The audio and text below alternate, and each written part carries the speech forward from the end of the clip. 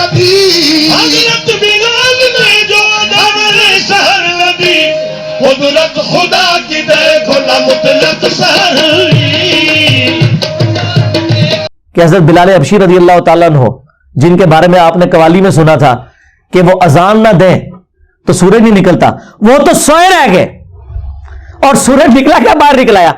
جس دن بلال کی عزت سٹیک پہ لگی ہوئی تھی اس دن تو سورج نکل آیا. اگر حضرت بلال کی عزت کی حفاظت دیکھی جائے تو اس دن ہونی چاہیے تھی کہ کوئی فرشتہ جا کے حضرت بلال کو جگا دیتا کہ حضرت اٹھو، نہیں تو لوگوں نے گھلاں کرنی ہے جے بعد وہ قوالی کی وجہ سے مشہور ہوگی کہ حضرت بلال اذان نہیں دیں گے تو سورج نہیں نکلے گا. اندازہ کریں آپ، یعنی اتنا بڑا جھوٹ، جبکہ ہمیں بخاری مسلم میں بالکل الٹ ملتا ہے اس کے. بخاری مسلم دونوں میں حدیث ہے، مسلم میں ذرا تفصیل کے ساتھ ہے، بخاری میں اس کا کچھ حصہ ہے.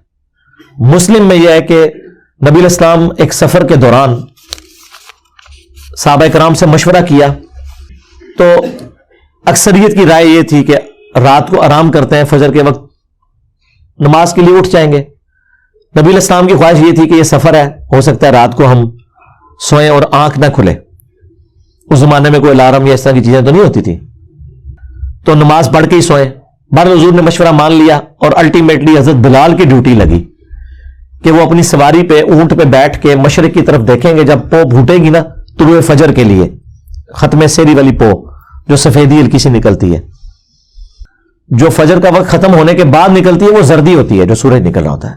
ایک فجر کا وقت داخل ہوتے وقت ہلکی سی سفیدی پھوٹتی ہے مشرق کی طرف، جسے صبح صادق کہتے ہیں، جبکہ وہ بالکل وائٹ اور بلیک ڈورا جو ہے وہ ممتاز ہو جاتا ہے.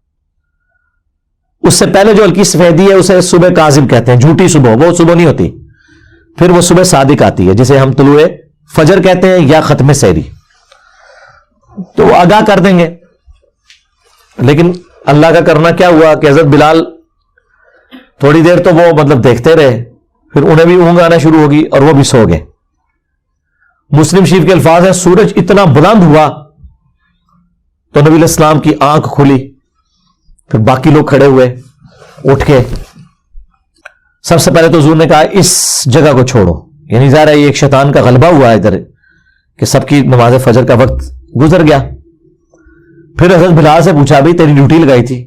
ان کا یا رسول اللہ جس طرح آپ کو نیند آ گئی مجھے بھی آ گئی. کوئی حضور نے یہ نہیں کہا کہ تو نے یہ گستاخی کیوں کی، میرا نام بیچ میں کیوں لیا ہے، کیونکہ یہ نیچرل چیز تھی. بعض حضور نے کہا یہاں سے اپنا سامان اٹھاؤ، پھر کسی اور جگہ پڑاؤ کیا. حضرت بلال سے کہا کہ اذان دو.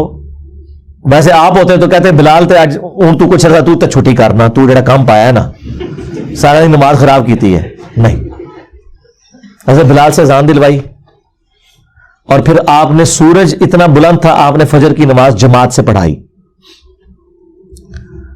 اور پھر آپ نے فرمایا کہ اگر کوئی شخص سویا رہ جائے یا بھول جائے تو جیسے ہی اس کی آنکھ کھلے اس کے لیے نماز کا وقت وہی ہے.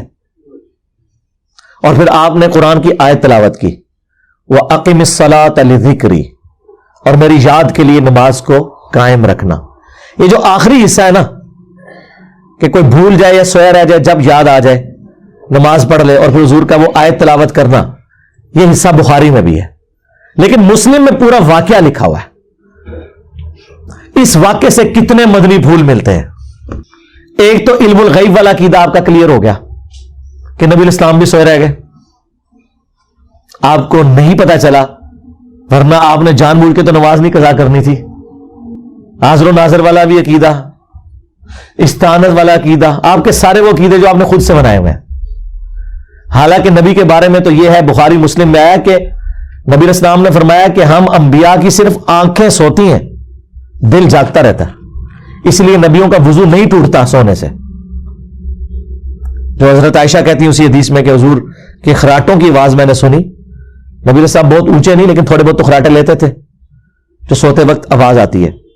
اور آپ اسی طرح نماز آپ نے پڑھا دی. آپ نے فرمایا ہم انبیاء کا دل نہیں سوتا، صرف آنکھیں سوتی ہیں. لہذا انبیاء کا وضو سونے سے بھی نہیں ٹوٹتا سوائے ان چیزوں کے جن چیزوں سے ٹوٹتا ہے. تو چونکہ وہ غافل نہیں ہوئے ہوتے، لیکن یہاں پر نبی علیہ السلام کو پتہ ہی نہیں چلا کہ سورج نکلا ہے، تو یہ مسئلہ بھی کلیئر ہو گیا. اور یہ مسئلہ بھی کلیئر ہو گیا کہ حضرت بلال حبشی رضی اللہ تعالیٰ عنہ جن کے بارے میں آپ نے قوالی میں سنا تھا کہ وہ اذان نہ دیں تو سورج نہیں نکلتا، وہ تو سوئے رہ گئے اور سورج نکلا کیا؟ باہر نکلایا۔ جس دن بلال کی عزت سٹیک پہ لگی ہوئی تھی اس دن تو سورج نکل آیا۔ اگر حضرت بلال کی عزت کی حفاظت دیکھی جائے تو اس دن ہونی چاہیے تھی کہ کوئی فرشتہ جا کے حضرت بلال کو جگا دیتا کہ حضرت اٹھو، نہیں تو لوگوں نے گھلا کرنی ہے جی بعد۔ اور وہ واقعہ جی وہ ان کی زبان میں لکنت تھی تو وہ صحابہ نے شکایت لگائی تو اگلے دن حضور نے ان کو اذان دینے سے روک دیا، تو اس دن سورج ہی نہیں نکلا۔ لیکن یہ ہے کہانی اور مسلم شریف نے وہ کہانی کھول دی، اسی لیے ہم کہتے ہیں یہ کتابوں کا خدا، یہ کتابوں کا پیغمبر، یہ کتابوں کا واقعہ اور وہ بابوں کے بتائے ہوئے واقعات۔ مرنے سے پہلے اے مسلمہ کر لے اس پہ غور، کتابوں کا خدا اور ہے، بابوں کا خدا اور، کتابوں کا بلال اور ہے، بابوں کا بلال اور۔ ہاں میں وہ چیز جو قرآن و سنت میں رپورٹ ہوئی ہے وہ تو بالکل اس کے اپوزٹ ہے۔ اور اس واقعے سے یہ بھی پتہ چل گیا کہ اگر کوئی شخص سویا رہ جائے یا بھول جائے تو جس وقت بھی وہ نماز پڑھے گا اس کی نماز درست ہو جائے گی، وہ نماز قضا بھی نہیں ہوگی، جان بوجھ کے نہ کی ہو۔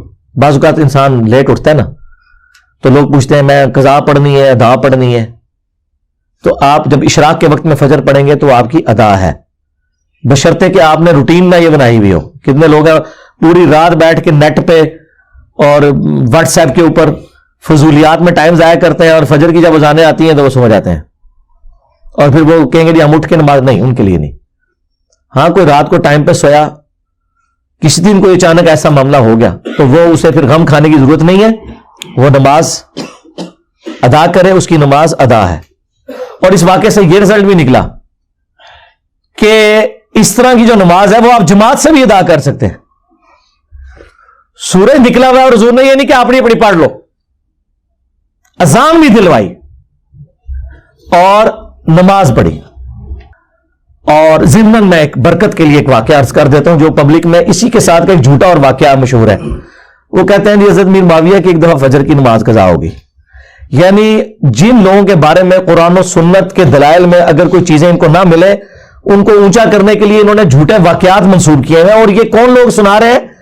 جو یہ کہہ رہے ہیں نبی کو بھی علم غیب نہیں ہے، وہ شیطان کا علم غیب مانتے ہیں اور پتہ نہیں کیا کچھ ماننا شروع کر دیتے ہیں۔